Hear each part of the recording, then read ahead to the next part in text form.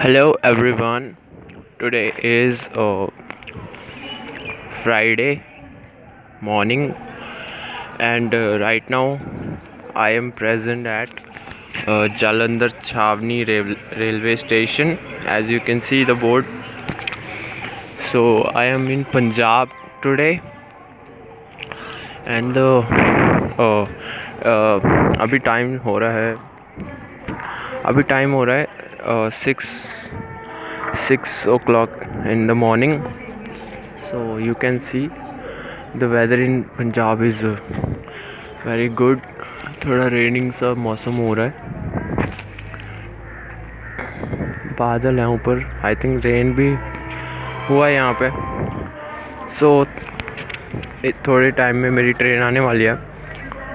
So yeah it's very good weather in Punjab, and this is Jalandhar Chhavni railway station. बहुत ही बड़ा station है. जालंधर शहर में 2 स्टेशन हैं. एक जालंधर छावनी है, एक जालंधर सिटी है. So yeah it's good to be in Punjab again.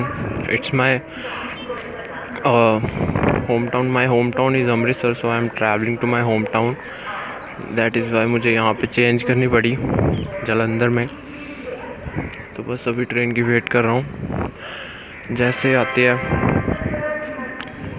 सो बहुत खुश भी हूँ कि I am going to my home town. Okay bye guys, thank you for watching this video. Hope you will like this video. Thank you.